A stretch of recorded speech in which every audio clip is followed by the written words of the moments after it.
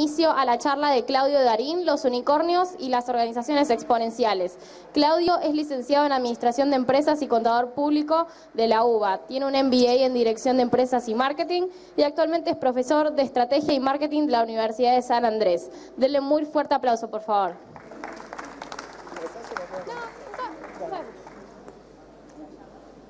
Hola, ¿cómo están? ¿Qué dicen? Buenas tardes.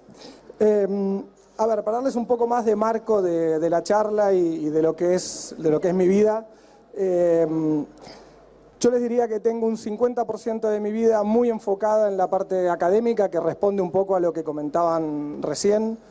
Soy profesor de la Universidad de San Andrés, doy principalmente temáticas de marketing digital, temas de estrategia de negocios. Hoy la verdad que todo eso está muy mezclado, como que es muy difícil separar lo que es la estrategia de negocios de lo que es un poco el foco en el consumidor, el foco en el cliente y mucho de lo que está sucediendo en el ambiente emprendedor. De hecho, una de las grandes problemáticas que nos encontramos es que las organizaciones tratan de copiar, hasta lo que vamos a llamar organizaciones incumbentes, tratan de copiar muchos de los desarrollos propios de los emprendedores. Tratan de generar iniciativas emprendedoras dentro de las organizaciones, que es uno de los principales temas que quisiera charlar hoy. El otro 50% de mi vida, nosotros tenemos una consultora y trabajamos en toda América Latina.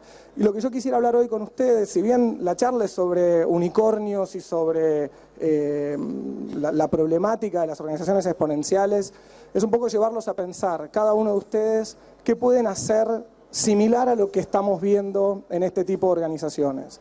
La realidad es que es súper complicado generar un nuevo Uber o generar un nuevo Spotify y probablemente todos ustedes están hoy acá porque les interesa llevarse algo o para tu emprendimiento o para tu vida en una empresa corporativa y tratar de entender mejor qué es lo que está pasando en tu situación particular. Así que lo que voy a tratar de hacer es darles esa mirada del lado nuestro.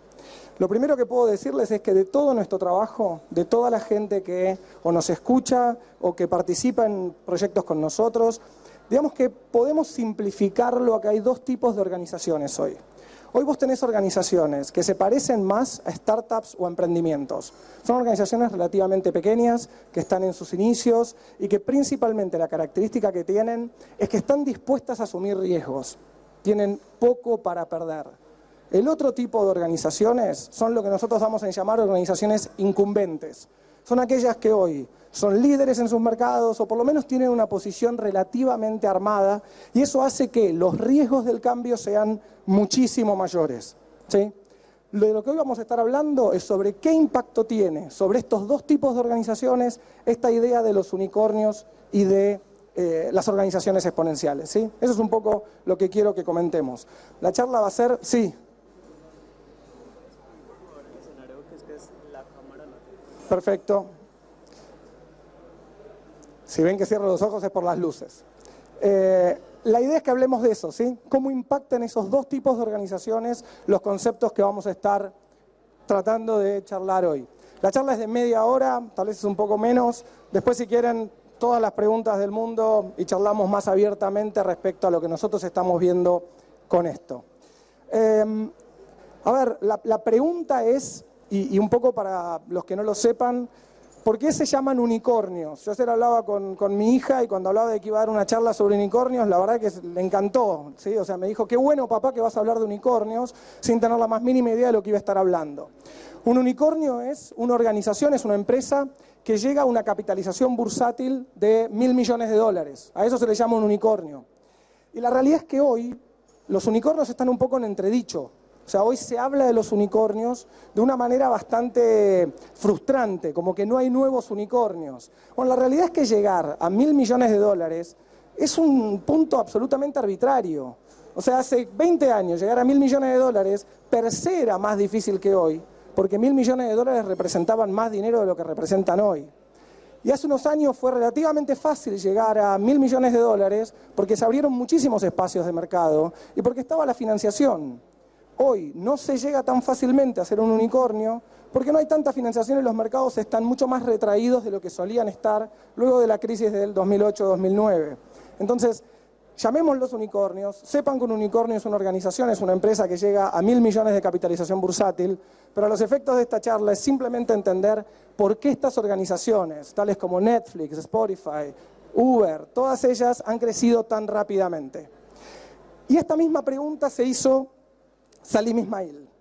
Esta persona fue el rector, el director de una universidad, no universidad, que es Singularity, y lo que se salieron a preguntarse es ¿por qué estas organizaciones tardaron tan poco tiempo en lograr 1.000 millones de capitalización bursátil? Esa fue la pregunta que se hicieron. Y salieron a tratar de analizar cuáles eran las características que le daban una cierta individualidad, una cierta identidad a este tipo de organizaciones. Como todo modelo es un modelo teórico, ideal, lo que yo quiero que ustedes hagan es que, comprendiendo cuáles son las principales características, por lo menos desde nuestro punto de vista, que es lo que yo hoy quiero contarles, ¿qué puedo aprender yo? ¿Qué puedo hacer yo parecido a estas organizaciones? Lo primero es, entendamos lo que implica exponencial. Las organizaciones exponenciales son organizaciones que crecen al ritmo de la ley de Moore. Moore fue uno de los dos socios que creó Intel y fue el creador de la ley que indicaba que el poder de procesamiento de los procesadores, particularmente Intel, se iba a duplicar cada 18 meses. ¿Conocen la historia del ajedrez? Donde ese rey árabe le dice a la persona que le enseñó el juego, que creó el juego del ajedrez para él, que le pidiera cualquier cosa y se lo iba a dar. La verdad que esta persona le dijo, no te preocupes, yo te di el juego, estoy contento con con que estés satisfecho con lo que creé para vos. Y lo que hizo el rey le dijo, no, yo quiero que me digas qué querés. Y esta persona le dijo, ok, yo lo que quiero es que me des un grano de arroz llevado a la siguiente potencia, la potencia 2, por cada uno de los casilleros. Entonces en el primero va a ser 1, después va a ser 2, después va a ser 4, después va a ser 8, 64. Muy parecido a cómo crece la capacidad de procesamiento de los bits, ¿no? O sea, todo el string de un bit y de un byte. Se encontró con que no había suficiente arroz en todo el reino para poder responderle. Para llevárselo a lo que son los términos, que se den cuenta lo que implica el cambio exponencial, si ustedes dan 30 pasos de manera geométrica, o sea, camino 1 metro, llego de acá hasta donde está más o menos la persona que está con la cámara, un poco más. Si lo hacen de manera exponencial y dan la misma cantidad de pasos, dan 26 vueltas a la Tierra. 26 vueltas a la Tierra. ¿Se imaginan dar 10 vueltas a la Tierra? ¿Cuánto mide la Tierra? ¿Saben? La circunferencia. 45.000 kilómetros aproximadamente. ¿Sí? ¿Es fácil pensar en dar 10 veces la vuelta a la Tierra caminando? Parte de lo que tienen las organizaciones exponenciales, particularmente para los incumbentes, es que no estamos acostumbrados a pensar de forma exponencial. A lo que estamos acostumbrados es al cambio lineal. Estamos acostumbrados a pensar que el año que viene esto va a crecer un 10, 15%, y de acá a 5 años crecerá relativamente de forma gradual en algo más o menos entendible y tangible para la mente humana. No se nos hace fácil pensar en ese cambio exponencial. Por eso es que es muy difícil darse cuenta. Y porque por otro lado, tiene un espacio de fuerte frustración. ¿Ven toda la parte inicial en el tiempo donde la curva exponencial está por debajo de la curva lineal?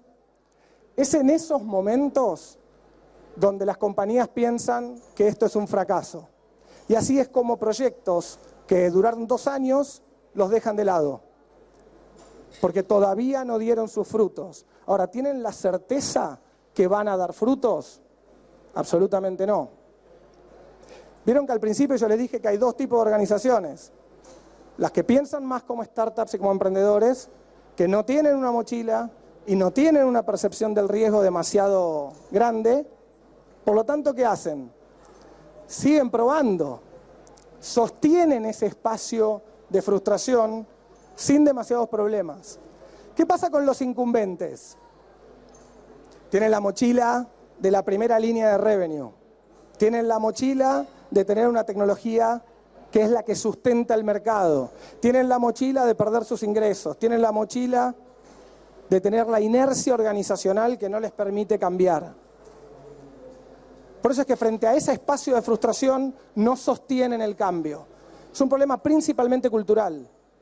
Yo no conozco una sola organización tradicional de esas incumbentes que hoy no diga, me gustaría generar un espacio de intrapreneurship, me gustaría tener gente más emprendedora, me gustaría tener gente que creara nuevos proyectos, que innove. Sin embargo, seguimos teniendo un montón de gente en relación de dependencia a la cual le pedimos que venga de 9 a 6 de la tarde.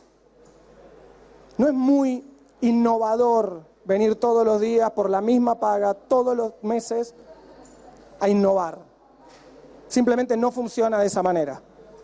Entre que nosotros somos muy malos para reconocer el cambio exponencial y la aversión al riesgo que tenemos, no es fácil emprender, no es fácil cambiar, no es fácil que esas organizaciones generen espacios de innovación. ¿Cuál es una de las principales características de estos unicornios o de las organizaciones exponenciales? Lo primero es que escalan rápidamente. La pregunta es, ¿por qué escalan rápidamente? Básicamente, porque una de las características que tienen es que viven en un mundo de abundancia. ¿Cuáles son los típicos modelos de negocios de una organización incumbente? De las que daban llamar incumbentes, tradicionales. El típico modelo de negocio es, yo tengo acceso a un bien escaso, usualmente lo termino licenciando o generando una patente, y lo que hago es vender caro el acceso a ese bien. Entonces, ¿cuáles eran las organizaciones grandes? ¿Quiénes eran los General Motors del pasado? Yo trabajé en General Motors, lo digo conociendo y haciendo un orgulloso ex General Motors. Vos tenías que tener las plantas, tenías que tener la capacidad de producción, tenías que tener los empleados, o tenías que tener muchas sucursales, o tenías que tener una enorme cobertura, o tenías que tener una gran capacidad de oferta, o tenías que tener una tecnología propietaria. La gran mayoría de estas organizaciones viven en la abundancia. Por eso es que escalan, necesitan escalar, se piensan globales. ¿Esto quiere decir que los modelos de negocios de la escasez no funcionan? Absolutamente que no. Hay una enorme cantidad de organizaciones y va a seguir habiendo emprendedores que vivan de la escasez. Lo que pasa es que cada vez las ventanas de escasez son más chicas.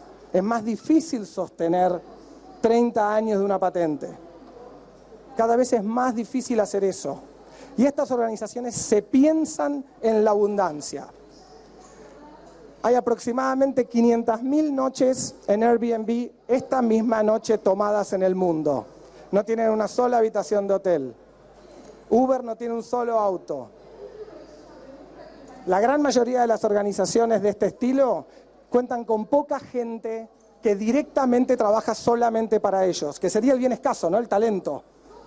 Poca gente trabaja solamente para ellos. Usualmente los comparten. Esa idea de compartir es la que permite escalar y generar abundancia. Y un muy lindo ejemplo que utiliza Salim Esmail en sus charlas. ¿Quién de ustedes no tiene un destornillador en su casa? ¿Alguien no tiene un destornillador? ¿Cuánto del tiempo que tenés disponible un destornillador efectivamente lo usás? 1/1000ª del tiempo que tenés disponible un destornillador en tu casa lo usás. ¿Sí? Cuando lográs que un auto como en Zipcar o como en BlaBla, en Francia, lo puede utilizar cualquiera, pasás de un modelo escaso a un modelo abundante. Obviamente necesitas cambiar la cultura en el medio. Estas organizaciones escalan rápido. Piensa en organizaciones en marcos de abundancia. Lo segundo es, hay un muy lindo libro, para mí uno de los mejores que se escribió en los últimos 10 años, que es Océanos Azules, Blue Ocean. ¿Sí? Chan Kim, René Mauborgne, de INSEAD y de Harvard. En ese libro está planteada el concepto de innovación por valor. Estas organizaciones, las organizaciones exponenciales, estos unicornios que crecen tan rápidamente, ofrecen un valor radicalmente mayor que la propuesta de valor incumbente. Uber es muchísimo mejor que el mal humor del tachero. Spotify es muchísimo mejor que el programa de radio, por mejor que sea el operador de radio, porque no va a poner la canción que vos querés. Netflix es muchísimo más conveniente que Blockbuster. ¿Sí? Todas estas organizaciones están amparadas en una enorme construcción de valor. Porque si no, la gente no cambia. Si vos no le das a la gente razones para cambiar, la gente no cambia. Tal vez todos ustedes tienen una idea. Todos piensan que la idea es fenomenal, que la gente va a cambiar y va a salir corriendo a comprar tu producto. Piensen de nuevo, no lo van a hacer. El costo del cambio es demasiado alto, a menos que te dé tanto, pero tanto valor que sea irresistible. Eso es lo que hacen estas organizaciones, muy enfocadas en el consumidor, muy enfocadas en la construcción de valor. Usualmente hago esto con mucha interacción con la gente, pero ¿qué ven acá? ¿Qué ves? Machu Picchu veo. ¿Qué ves? Machu Picchu. ¿Qué se te ocurre? ¿Qué ves? Ruinas. Ok, nos fuimos un poquito más arriba. ¿Qué ves? Montañas. ¿Qué ves? ¿Qué ves? Perú. Ok, otro concepto. ¿Qué cosa? Vacaciones. Ok, la casa del Inca, vacaciones. La cara del Inca, bien. Olvídense de Machu Picchu. ¿Qué es esto que les estoy mostrando? Una foto. Me gustó más todavía. Exactamente qué es esa foto. ¿Qué estás mirando? ¿Un conjunto de qué? Un conjunto de píxeles, bits, datos. Eso estás mirando. No le importa a nadie la foto. El mensaje es: escalan porque digitalizan. La pregunta del millón es: ¿qué más se puede convertir en bits? Rolls-Royce hace muy lindos, no son autos, son motores. ¿Y qué hace con esos motores? Digitaliza toda la información que puede. Vende tan caro el Big Data detrás del mantenimiento y entendimiento de la performance de esos motores que el motor en sí mismo. Tenés que pensar qué podés digitalizar. Nosotros trabajamos mucho con Intel, es una compañía que a mí me gusta mucho. Intel perdió la carrera de los celulares, de los smartphones, ¿estamos de acuerdo? ¿Alguien sabe a mano de quién la perdió? ¿Y quién es la empresa que está del otro lado? ¿Quién hace los procesadores Qualcomm? ¿Sabes cómo se llama el procesador en sí mismo? Snapdragon. ¿Cuál es la gran ventaja de Intel? Que pocos de ustedes saben que se llama Snapdragon. ¿Qué no va a hacer Intel? No va a perder la próxima oleada, la de Internet de las cosas. Todo aquello que compute va a tener un procesador Intel Inside. Les juro que va a llegar el momento en el cual no vamos a usar más celulares. E Intel está pensando en ese momento. Vamos hacia una enorme generación de datos a través de la digitalización de casi todas nuestras interacciones. Eso es esta foto. Estas organizaciones viven, las organizaciones exponenciales, estos unicornios, de algo que se digitalizó. La pregunta es: ¿qué más se puede digitalizar? ¿Cómo puedo construir valor? ¿Cómo puedo escalarlo?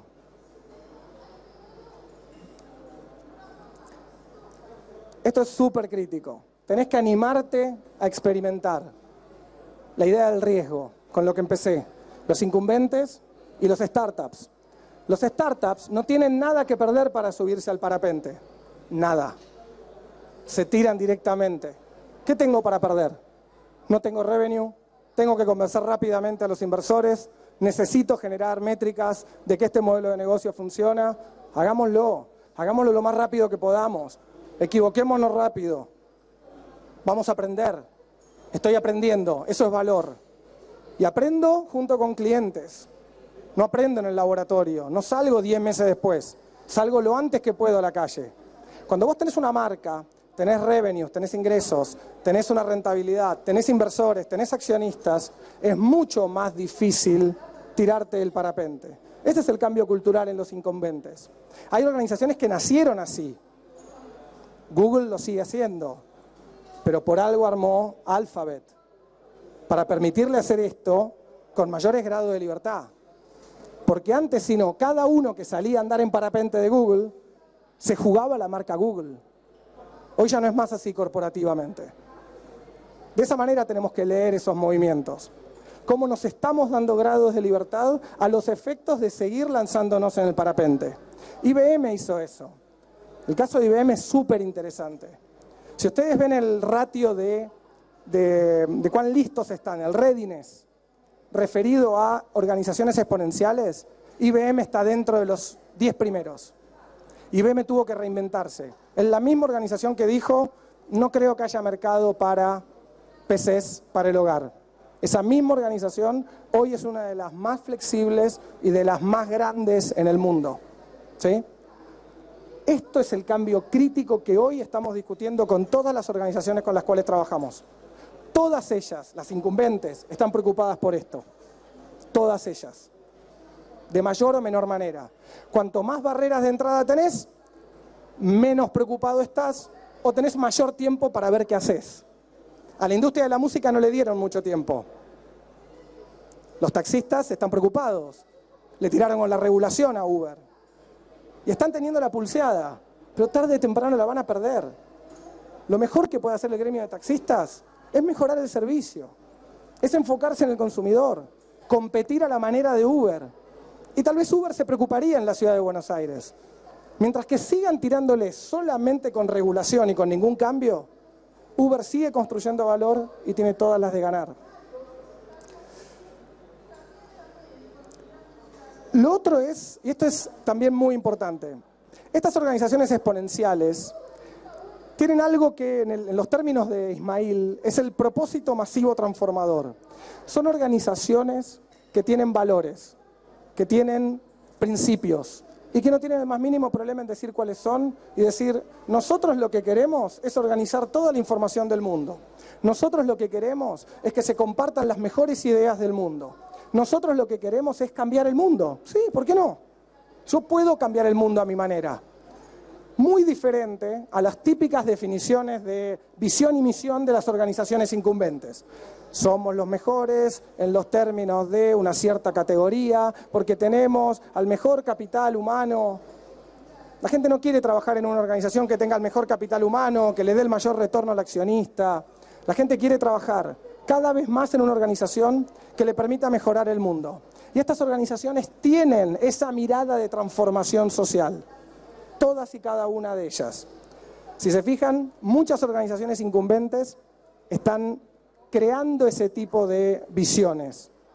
Usualmente empiezan por las de consumo masivo, porque son las que más fuertemente precisan de ese tipo de posicionamientos. Pero hay organizaciones de business to business, B2B, industriales, entienden que necesitan repensarse en una comunidad mucho más severa que antes, mucho más inquisidora que antes. ¿Alguien sabe de quién es este garage? No. Es una compañía más vieja. Sí, es esa. Hewlett Packard, HP, Packard y Bell. En este garage, que hoy está guardado como museo, en este garage iniciaron HP. En este garage están los elefantes del bazar, el oil tanker. Nosotros nos gusta mucho hablar del oil tanker.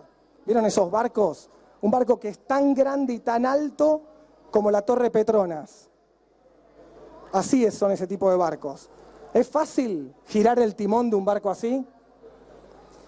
Eso es lo que le están pidiendo a las organizaciones incumbentes. Que giren el timón de un oil tanker 180 grados de la noche a la mañana. Imposible, la gente sufre. Son cambios lentos. En este garage están el oil tanker, todas las organizaciones incumbentes y también están todos y cada uno de los startups del mundo, tratando de aprender de este tipo de organizaciones. La pregunta es, ¿dónde están ustedes? ¿Dónde se ven en ese garage? ¿Qué pueden aprender de este tipo de organizaciones? ¿Dónde está la escasez? ¿Dónde está la abundancia? ¿Qué puedo digitalizar? ¿Qué tipo de equipo necesito? ¿Cómo lo motivo? Créanme que no lo motivás ni con la remuneración, ni con el revenue, ni con el profit. Tal vez conseguís dinero con eso. Ni siquiera. Porque hoy los inversores lo que buscan es un equipo potente, no una idea potente. Ideas hay un montón, falta gente. Ese es el problema que tienen los inversores. Gracias.